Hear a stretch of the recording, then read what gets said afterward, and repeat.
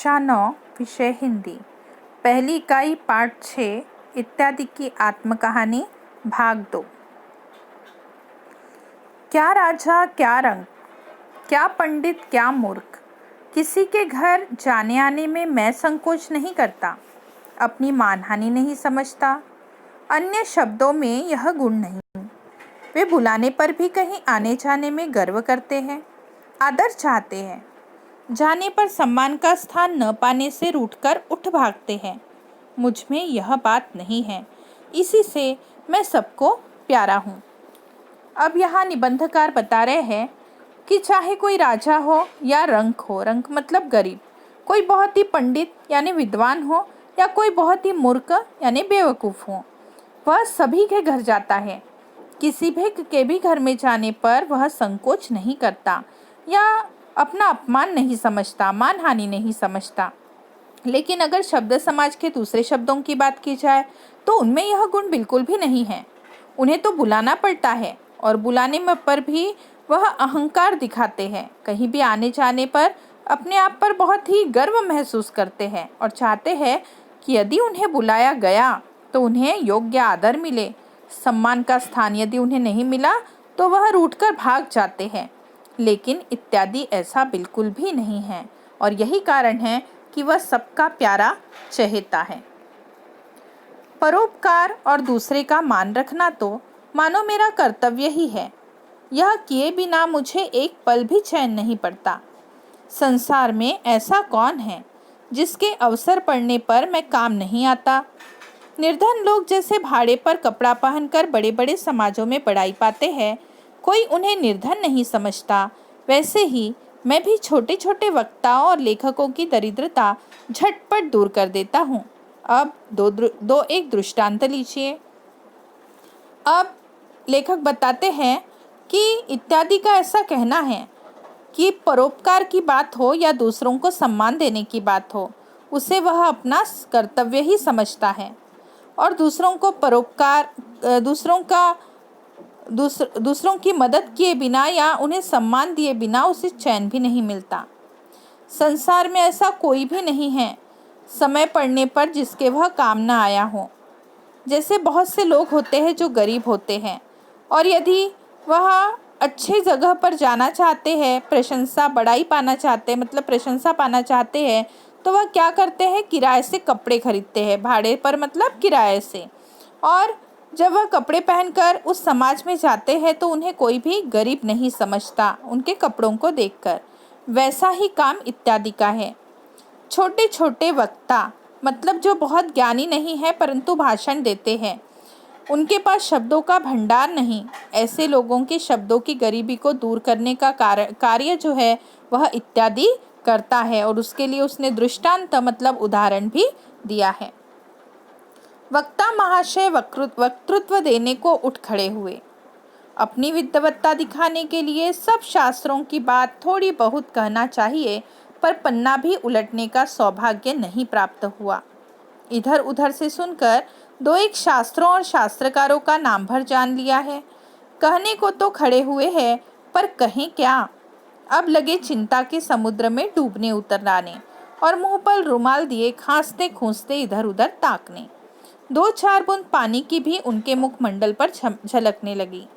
जो मुख कमल पहले उत्साह सूर्य की किरणों से खिल उठा था, अब ग्लानि और संकोच का पाला पड़ने से मुरझाने लगा। उनकी ऐसी दशा देख मेरा हृदय दया से उमड़ आया। उस समय मैं बिना बुलाए उनके लिए जा खड़ा हुआ। मैंने उनके कानों में चुपके से कहा, महाशय कुछ परवाह नहीं, आपकी मदद के लिए मैं हूँ। आपके जी में जो आवे प्रारंभ कीजिए, फिर तो मैं कुछ निभाह लूँगा। मेरे ढाढ़स बंधाने पर बेचारे वक्ता जी के जी में जी आया। उनका मन फिर ज्यों का त्यों हरा भरा हो उठा। थोड़ी देर के लिए जो उनके मुखड़े के आकाश मंडल में चिंता के चिन्ह का बादल दिख पड़ा था, वह एक बारगी फट गया। उत्साह का सूर्य फिर निकल आया। अब लगे वे यों वक्तृत्व झाड़ने, महाशयों, धम्म शस्त्रकार, पुराणकार, दर्शनकारों ने कर्मवाद इत्यादि जिन जिन दार्शनिक तत्व रत्नों को भारत के भंडार में भरा है, उन्हें देखकर मैक्स मुलर इत्यादि पाश्चात्य पंडित लोग बड़े अचंभे में आकर चुप हो जाते हैं, इत्यादि इत्यादि। तो इस दृष्टांत में, उदाहरण में लेखक ने बताया है कि किस प्रकार इत्यादि का प्रयोग वक्तृत्व देने के समय वक्ता लोग करते हैं। जो वक्ता महाशय थे वो भाषण देने के लिए खड़े हो गए। अब अपनी विद्वत्ता मतलब बुद्धिमानी दिखाने का अवसर था। अब अगर अपनी बुद्धिमानी दिखाना है तो उन्हें सभी शास्त्रों के बारे में थोड़ा थोड़ा ज्ञान तो होना ही चाहिए। लेकिन मज़े की बात यह है कि उन्हें यह मौका ही नहीं मिला कि वह एक पन्ना भी पलट पाए। इधर उधर से उन्होंने एक दो शास्त्रकारों के नाम केवल जान लिए थे।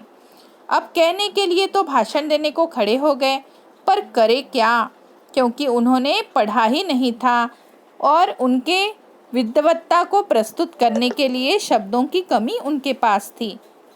तो अब जिस प्रकार समुद्र में डूबता हुआ व्यक्ति कभी डूबता है और कभी बाहर उभरता है, उसी प्रकार वह चिंता के समुद्र में डूबने उतराने लगे। अपने मुंह पर रुमाल रख दिया, कुछ खांसने लगे, कुछ इधर उधर ताकने लगे, देखने लगे।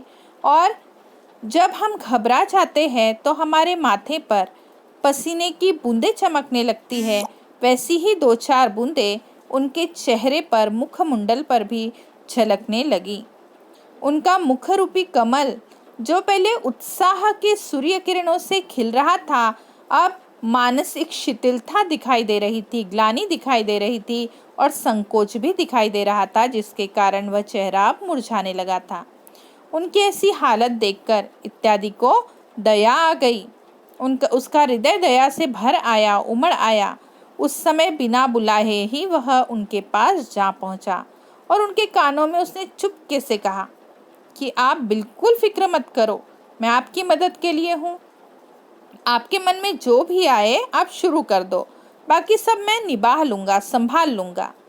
अब जैसे ही इत्यादि ने ऐसा ढाढ़स बंधाया, ढाढ़स बंधाना मतलब हौसला देना, हिम्मत बंधाना, तब जाकर बेचारे वक्ता जी को की जान में जान आ गई। जी के जी में आया मतलब जी में जी आया मतलब जान में जान आई और फिर से उनका मन हरा भरा हो गया, खुश हो गया। थोड़ी देर के लिए जो उनके चेहरे के आकाश रूपी मंडल पर चिंता दिखाई दे रही थी, अब वह चिंता के बादल भी हट चुके थे और एक बार के वह चिंता के बादल जैसे मानो फट ही गए हो। फिर से उत्साह का सूर्य निकल आया। जैसे बादल दिखाई देने पर सूर्य कहीं गायब सा हो जाता है, परंतु बादल जब बरस जाते हैं उसके बाद फिर से सूर्य की किरणें निकलती है, सूर्य चमकने लगता है। बिल्कुल वैसे ही चिंता के बादल अब फट चुके थे और उत्साह का सूर्य फिर से निकल आया था। अब वह भाषण देने के लिए खड़े हो गए और कहने लगे कि महाशयों, धम्मशास्त्रकार, पुराणकार, दर्शनकार, कर्मवाद मतलब कि जितने शास्त्रों के नाम उन्हें पता थे, धम्म से संबंधित शास्त्र, पुराण से संबंधित शास्त्र, दर्शन से संबंधित शास्त्र और कर्म से संबंधित शास्त्र, इन शास्त्रों के नाम उन्होंने ले लिए और साथ में जोड़ दिया इत्यादि। जिन जिन दार्शनिक तत्व रत्नों को भारत के भंडार में भरा है, उन्हें देखकर मैक्स मुलर इत्यादि पाश्चात्य पंडित, अब इन विद्वानों ने दार्शनिक तत्व रत्नों को भारत के भंडार में भरा, उसे देखकर जो पाश्चात्य विदेशी पंडित है, अब विदेशी पंडितों के नाम उन्हें पता नहीं, तो उन्होंने कह दिया मैक्स मुलर और साथ में लगा दिया फिर से इत्यादि। उन्हें बहुत ही आश्चर्य हुआ और वो चुप हो गए, अचंभे में चुप हो गए बड़े बड़े विदेशी विद्वान। तो यहाँ भी उन्होंने इत्यादि इत्यादि जोड़ दिया, मतलब केवल 4 शास्त्रों का नाम पता था, 4 शास्त्रों का नाम लिया और साथ में जोड़ दिया इत्यादि। एक ही विदेशी विद्वान का नाम पता था, उनका नाम जोड़ दिया और कह दिया इत्यादि। अब अचंभे में आ गए और आगे क्या क्या हुआ बताने की ज़रूरत नहीं, जोड़ दिया इत्यादि। तो इस प्रकार उनका वक्तृत्व है वह प्रभावशाली भी बन गया और उन्हें ज़्यादा ज्ञान की ज़रूरत भी नहीं पड़ी। सुनिए और किसी समालोचक महाशय का किसी ग्रंथकार के साथ बहुत दिनों से मनमुटाव चला रहा है। जब ग्रंथकार की कोई पुस्तक समालोचना के लिए समालोचक साहब के आगे आई तब वे बड़े प्रसन्न हुए, क्योंकि यह दांव तो वे बहुत दिनों से ढूंढ रहे थे। पुस्तक को बहुत कुछ ध्यान से देखकर उलटकर उन्होंने देखा। कहीं किसी प्रकार का विशेष दोष पुस्तक में उन्हें न मिला। दो एक साधारण छापे की भूलें निकली, पर इससे तो सर्वसाधारण की तृप्ति नहीं होती। ऐसी दशा में बेचारे समालोचक महाशय के मन में मैं याद आ गया। वे झटपट मेरी शरण आए। फिर क्या है, पौ बाहर। उन्होंने उस पुस्तक की यों समालोचना कर डाली। पुस्तक में जितने दोष है उन सभी को दिखाकर हम ग्रंथकार की अयोग्यता का परिचय देना तथा अपने पत्र का स्थान भरना और पाठकों का समय खोना नहीं चाहते, पर दो एक साधारण दोष हम दिखा देते हैं, जैसे इत्यादि। अब एक दूसरा उदाहरण यहाँ पर इत्यादि ने बताया। उसमें उसने बताया कि कोई समालोचक थे। समालोचक मतलब कि जब कोई ग्रंथकार ग्रंथ लिखता है तो उसकी आलोचना करने वाला मतलब समालोचक, उस ग्रंथ की आलोचना करने वाला मतलब समालोचक। तो यहाँ पर एक समालोचक थे जो किसी ग्रंथकार से बहुत दिनों से मतभेद में थे, उनका मनमुटाव चल रहा था। जब ग्रंथकार की पुस्तक की समालोचना करने की बात आई तो वे बहुत खुश हुए, जैसे उन्हें कोई मौका ही मिल गया, क्योंकि वह तो ऐसा दांव चाहते ही थे, ढूंढ ही रहे थे, और ऐसा मौका उन्हें मिल गया। अब पुस्तक को उन्होंने बहुत ध्यान से देखा, उलटकर पलटकर, लेकिन कुछ विशेष दोष उस पुस्तक में उन्हें नहीं मिले। केवल एक दो साधारण सी भूलें मिली, जो कि छापे की भूलें थी। छापे की मतलब छपाई की, प्रिंटिंग मिस्टेक हो जाती है काफ़ी बार, उसे कहते हैं छापे की भूलें।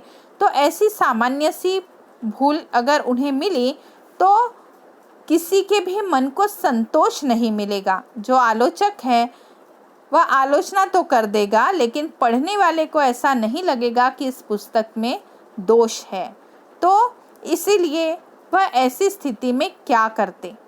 फिर उन्हें याद आया इत्यादि। फिर उन्होंने झटपट इत्यादि को अपने साथ कर लिया, उसकी शरण में चले गए। और फिर क्या था, फिर तो उन्हें जीतना ही था। पौ बाहर मतलब जीत जाना, क्योंकि इत्यादि उन्हें मिल चुका था। अब उन्होंने पुस्तक की समालोचना करना शुरू किया। पुस्तक की समालोचना करते समय उन्होंने लिखा कि पुस्तक में बहुत से दोष हैं, लेकिन सभी को दिखाकर हम लेखक की अयोग्यता नहीं दिखाना चाहते। साथ ही हमारे पत्र में स्थान भी भर जाएगा और पाठकों का समय भी बर्बाद हो जाएगा। इसलिए हम एक दो साधारण भूलें दिखा रहे हैं और साथ में उसने लिख दिया इत्यादि इत्यादि। मतलब जो दो तीन प्रिंटिंग मिस्टेक थी उसे लिखकर उसने इत्यादि इत्यादि लिख दिया, जिसके कारण पढ़ने वाले को तो यही लगेगा कि ऐसी पुस्तक में बहुत सारी प्रिंटिंग मिस्टेक है, छापे की भूलें हैं। पाठक देखें, समालोचक साहब का इस समय मैंने कितना बड़ा काम किया। यदि यह अवसर उनके हाथ से निकल जाता तो वे अपने मनमुटाव का बदला कैसे लेते। यह तो हुई बुरी समालोचना की बात। यदि भली समालोचना करने का काम पड़े तो मेरे ही सहारे वे बुरी पुस्तक को भी ऐसी समालोचना कर डालते हैं कि वह पुस्तक सर्वसाधारण की आंखों में भली भासने लगती है और उसकी मांग चारों ओर से आने लगती है। कहाँ तक कहूँ, मैं मूर्ख को विद्वान बनाता हूँ, जिसे युक्ति नहीं सूझती उसे युक्ति सुझाता हूँ। लेखक को यदि भाव प्रकाशित करने को भाषा नहीं जुटती तो भाषा जुटाता हूँ। कवि को जब उपमा नहीं मिलती तो उपमा बताता हूँ। सच पूछिए तो मेरे पहुँचते ही अधूरा विषय भी पूरा हो जाता है। बस क्या इतने से मेरी महिमा प्रकट नहीं होती। अब यहाँ पर इत्यादि बताता है कि देखो किस प्रकार समालोचक की सहायता करके उसका बहुत बड़ा काम इत्यादि ने कर दिया। मतलब जो मौका उसे मिला था उस ग्रंथकार से बदला लेने का, अपने मनमुटाव का बदला लेने का, वह इत्यादि ने कर दिया। अगर इत्यादि नहीं होता तो वह कुछ भी दोष नहीं दिखा पाता और बदला लेने का कार्य भी पूरा नहीं कर पाता। अब ये तो हो गई बुरी समालोचना की बात। लेकिन बहुत बार ऐसा होता है कि समालोचक उस पुस्तक की प्रशंसा भी करता है समालोचना के समय।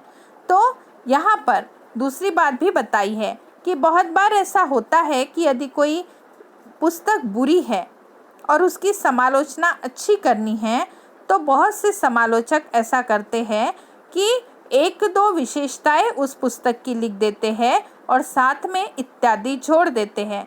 मतलब जो भी उस पुस्तक के बारे में समालोचना पढ़ेगा उसे लगेगा कि वह पुस्तक, उसमें ऐसे बहुत से गुण हैं, मतलब वह बहुत अच्छी है, और फिर उस पुस्तक की बिक्री जो है वह भी बढ़ जाएगी।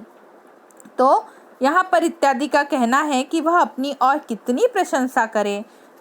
यह बताने की बात नहीं है कि कोई अगर मूर्ख व्यक्ति है तो वह उसे बुद्धिमान बना देता है। जिसे कोई युक्ति नहीं सूझती, उपाय नहीं सूझता, उसे वह उपाय सुझाता है।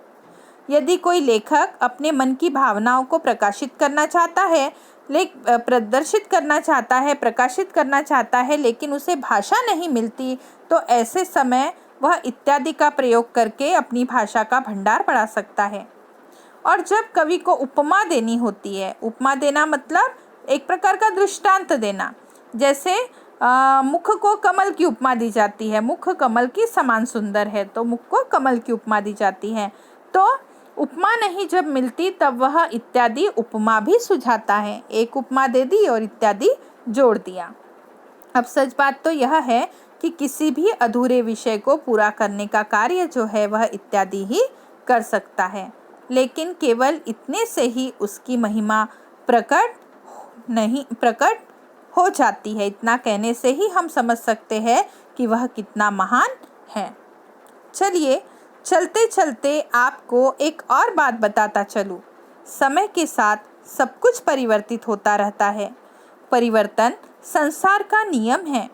लोगों ने भी मेरे स्वरूप को संक्षिप्त करते हुए मेरा रूप परिवर्तित कर दिया है।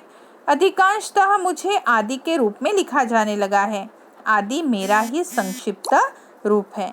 अब जाते जाते यहाँ पर इत्यादि अपने बारे में बताता है कि इस दुनिया में कुछ भी स्थिर नहीं है, हमेशा परिवर्तन होते ही रहते हैं, क्योंकि परिवर्तन जो है वह संसार का नियम है। अब जिस प्रकार संसार में सारी चीज़ें बदलती रहती है, वैसे ही इत्यादि का नाम भी बदल गया है।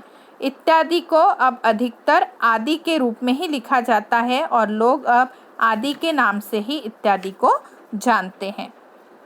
तो इस प्रकार इत्यादि ने अपनी आत्मकहानी में हमें यह बता दिया कि उसका कितना महत्व है। हम भी कई बार इत्यादि का प्रयोग करते हैं, परंतु हमें यह पता नहीं होता कि इत्यादि कितना महत्वपूर्ण है। परंतु यहाँ पर निबंधकार ने इत्यादि के बारे में इतना महत्वपूर्ण निबंध लिखकर या जानकारी देकर हमें भी सोचने पर मजबूर कर दिया कि इत्यादि कितना महत्वपूर्ण है। और अब हम हिंदी में इत्यादि का प्रयोग नहीं करते। पहले इत्यादि का प्रयोग हुआ करता था, परंतु अब इत्यादि के स्थान पर कहा जाता है आदि।